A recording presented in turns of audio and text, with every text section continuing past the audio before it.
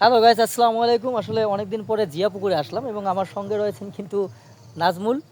নাজমুলকে দেখতেই পাচ্ছেন। নাজমুল কিন্তু জিয়া একজন পুকুর পাড়ে হাঁটছি, কন্টেন্ট ক্রিয়েটর। মনটা বড় সে হাসে। কিন্তু কন্টেন্ট মেক জিয়া পুকুর করতেছে। পাড়ে হাঁটছি, মনটা বড় হাসে। স্মৃতির পাতায় হ্যাঁ, তুমি করো, সমস্যা নেই। তোমার কন্টেন্ট তুমি দেখো, প্র্যাকটিস করো। জিয়া পুকুর পাড়ে হাঁটছি, মনটা বড় হাসে।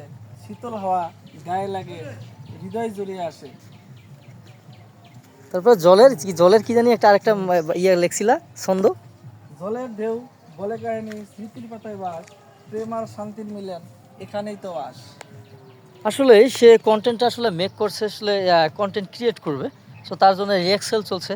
আর যাই ওই কন্টেন্টের মধ্যে যে কথাগুলো আছে, আসলে যে জিয়া পুকুরে আসার মধ্যে একটা চারিদিকে শীতল আবহাওয়া, আসলেই কিন্তু তাই। এখানে যে পুকুরটা দেখতে পাচ্ছেন, এটা কিন্তু অনেক দিন আগের একটা পুরনো পুকুর। সেই পুকুরের মধ্যে কিন্তু আসলে অনেক স্মৃতি বিজড়িত এই জায়গাটা। এখানে আসলে দীর্ঘদিন পরে আমরা আসলাম। তো তারপরেও জায়গাটা ভালো লাগতেছে। চারিদিকে আসলে ওই বিভিন্ন গাছগাছালি রয়েছে। তারপর আম কাঁঠাল তো রয়েছেই, জামের গাছও দেখলাম ওখানে, পোলাপাইন আসলে জাম পেড়ে খাচ্ছে। সো তারপরে সব কিছু মিলায় জায়গাটা কিন্তু অনেক নিরিবিলি। এখানে আসলে সবসময় একটা ওই কাপলদের একটা ভিড় থাকে এখানে। আজকে আমরা এসেছি আসলে দুপুর টাইমে।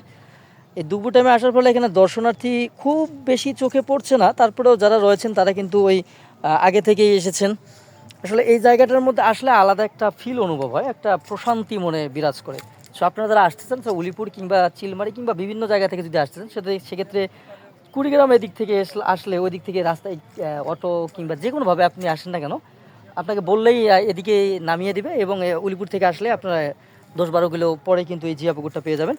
খুব চমৎকার একটা প্লেস, এবং এই প্লেসটার একটা কিন্তু আসলে বিস্তারিত ঘটনাও রয়েছে। যাই হোক, মিনি ভ্লগের মধ্যে এত কিছু বলা সম্ভব না। এই পুকুরের ব্লগ নিয়ে দেখা হবে বড় কোনো ভিডিওতে। টিল দেন, চাচা, সবাই ভালো থাকবেন। আমাদের কন্টেন্ট ক্রিয়েটর কিন্তু তার ওই রিয়াক্সেল কিন্তু চলছে ওখানে। সে কিন্তু থকস অফ বেল্লাল যে রয়েছে, সে বেল্লালের অনুসারী, এবং তাকে কিন্তু প্রচণ্ড লেভেলের সে কী বলে এটা ফলো করে। যাই হোক, তার জন্য রইল অনেক অনেক শুভকামনা।